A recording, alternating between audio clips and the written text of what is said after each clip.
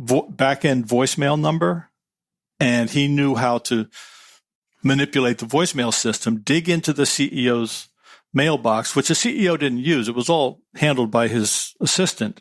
The assistant never changed the password. The password was 111111, right? Mm-hmm.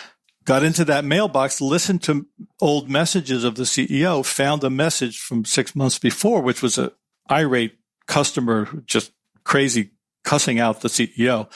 He said, "Oh, that's a nice message." And he forwarded that message, it's called broadcasting a message, to every phone in the company. And so they just needed to know what the heck happened. And they were able to track it down through different things. We were able to find out where that guy lived, and the phone came from that location. So the phone call came from that location. Well, that's a good place to wrap the why and when for when sweeps are needed, and tease up our third segment, which we'll get into solutions. I'll remind everybody you are listening to the Risk Advisor podcast hosted by myself, Jim Henry, and Sal Lafreri. We invite you to comment on our blog at theriskadvisor.com and to subscribe and follow us on our social media like Facebook, Instagram, and Twitter. If you are interested in having one or both of us speak at an upcoming event or would like to consult with us, please go to our webpage at theriskadvisor.com to set that up. So, solutions. How do you incorporate TSM into your security policies? That's a very important question.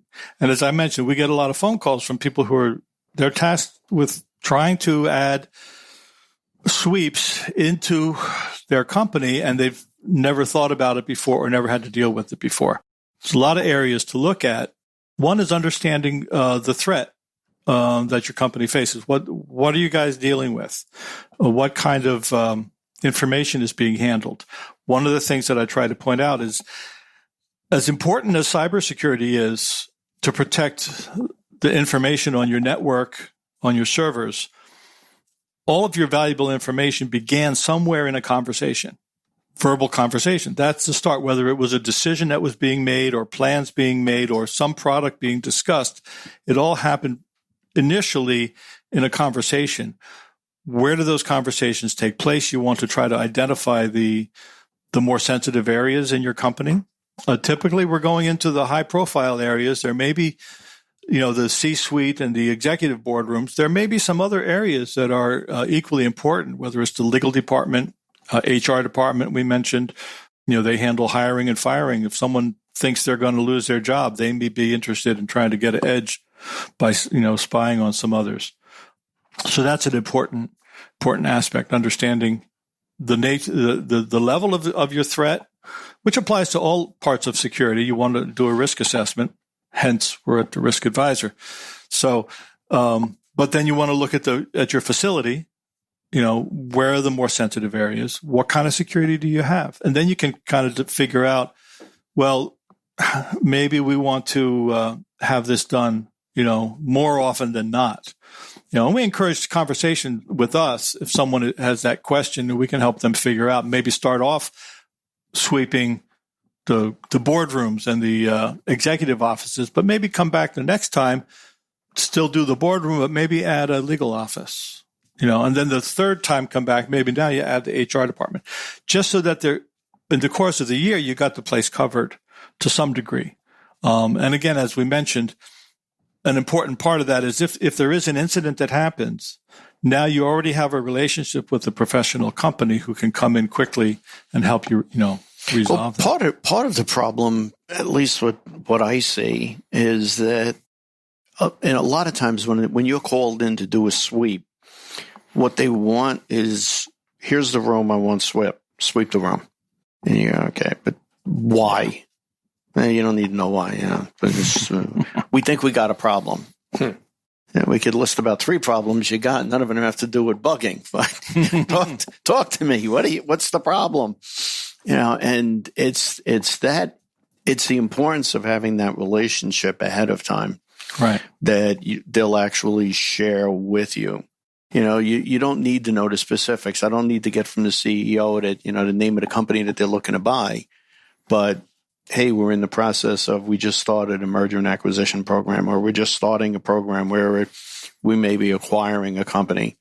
Okay, and give us an area, of place to shoot, for it.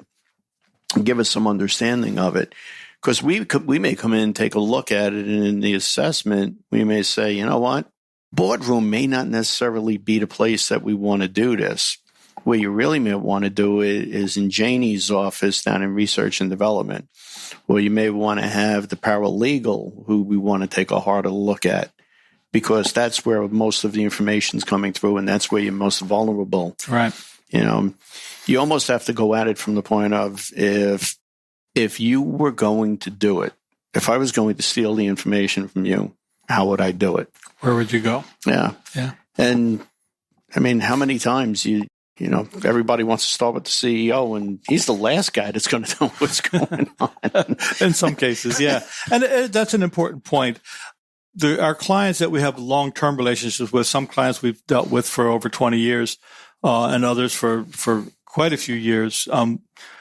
We're in there regularly, but we have frequent conversations with the security director, and he may ask, hey, is this a concern? Here's something that came up in a conversation. Here's something we were wondering about.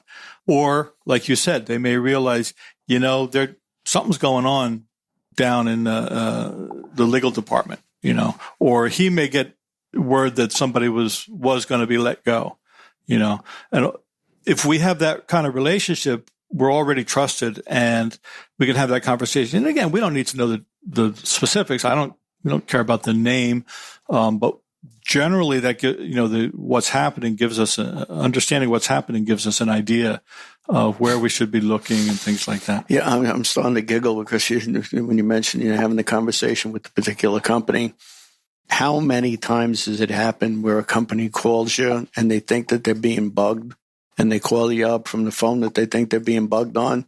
Hey, I think I'm being bugged. Okay, where? Well, on this phone. Yeah. Why are you calling me? Yeah, and that's always been a concern. Although it's probably more related to the days in the past when everybody had copper line phones, and you imagine the guy sitting out in the truck with the wires running out with the headphones on, and he's like smiling and snickering that the boss is now, calling on that, And I would think that you're also, you're also going to highlight if for a company that you have had a relationship with and have done, frequently, sweeps. So you have a fair degree of confidence of how clean the space may be. And if they still feel that they're having, leaks, it could very well highlight, because they don't have as much suspicion that it's an electronic problem. It's an HR problem. Right. And like you say, all information starts with a conversation somewhere. So you are another leg of the stool of an overall, right. policy, a business policy of confidentiality, so you work hand in hand with HR. It is. We try to have a very close relationship with our clients in terms of understanding their needs and how we can best serve them. It's important not to look at technical countermeasures as a commodity. A lot of times I can kind of get the idea that someone calling us, they're thinking that we work like electricians. It's the same everywhere you go. If I get an electrician here, call down the other town, there's an electrician there. They have standards that they go by because it's very common. Our work is highly specialized. So it's not, you're not going to find the same level of operation just by finding somebody who I was going to say in the phone book, but that dates me, somebody that pops up, in an online search. You have to find out, well, for instance, we're constantly researching new technical threats from GSM, cellular bugs, Bluetooth. There's so many different technologies out there that we have to be prepared for. We didn't just go online and spend, $20,000 or $30,000. No, we have over $200,000 invested in the equipment that we use. We have to be trained on that, and we have to understand how to use it. And we have to know how to work within our clients' facilities. We can't just come barging into an office and trying to be being obnoxious and taking over the place. We want to work within the corporate environment and have an understanding of security, general security as well. All these things are significant and important. Okay. Charlie, how can the listeners contact you? Our website is execsecurity.com. And the email for me personally is charles@execsecurity.com. I'm always happy to discuss people's questions and concerns. I'm happy to even talk with other people in the field or people have any questions at all. A lot of companies may think that they may want to, develop their own in-house team for doing sweeps. I'd be happy to discuss that with people, maybe to understand, where they could get training, but also what expenses might be involved with that. But in general, I try to make myself available for anyone who gets in touch. Great. Well, thank you very much for being with us today. We just want to remind everybody you've been listening to the riskadvisor.com podcast hosted by Jim Henry and Sal Frary. We're going to ask you to subscribe to the show and like us on our social media sites like Facebook, Instagram, and Twitter. If you're interested in having one or both of us speak at an upcoming event or would like to consult with us, please go to the webpage at theriskadvisor.com and set that up. Also, if you know someone that would make a great guest, we're going to ask you to please go to the webpage at theriskadvisor.com and make your suggestion known there.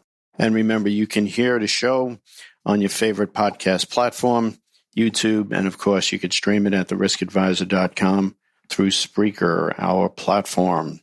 Thanks again for listening, and we hope you tune in next week.